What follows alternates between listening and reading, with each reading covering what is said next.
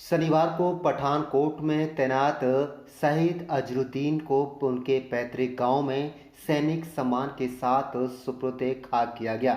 सैकड़ों लोगों की मौजूदगी में गमगीन आंखों से सैनिक को अंतिम विदाई दी गई। जवान के पार्थिव शरीर के साथ आए सैनिकों ने बरसात को देखते हुए कहा कि आज अजरुद्दीन की शहादत पर आसमान भी रो रहा है।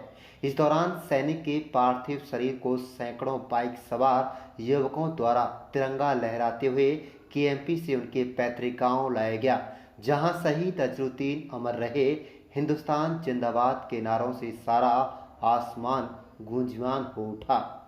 शहीद अजरुद्दीन के पिता खुर्शीद अहमद ने बताया कि 22 अगस्त को उनके बेटे की छुट्टी मंजूर थी।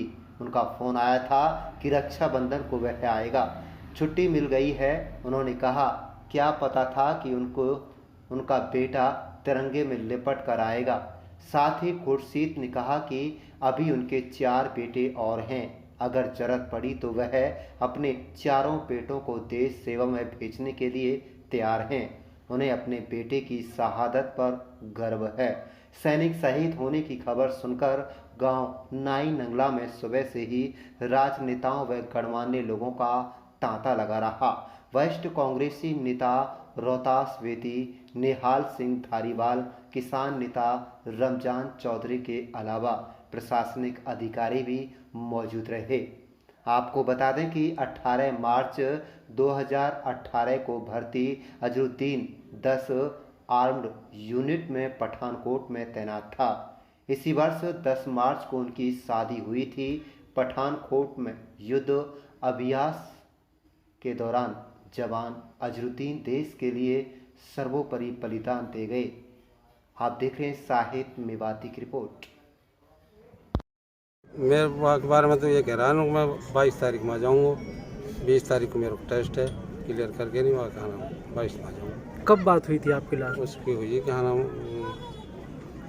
कितने दिन पहले? 5-6 दिन तो और घर वालों से भी बात हुई थी? घर वालों से बात हुई, सबन से बात हुई, बच्चान से हुई, छोटे छोटे से। मेरा ये दुख भी है वैसे, पर मेरा ये है कि मेरा बच्चा कहा नाम देश के लिए कहा नाम कुर्बान शहीद हुआ, वैसे कोई बात नहीं।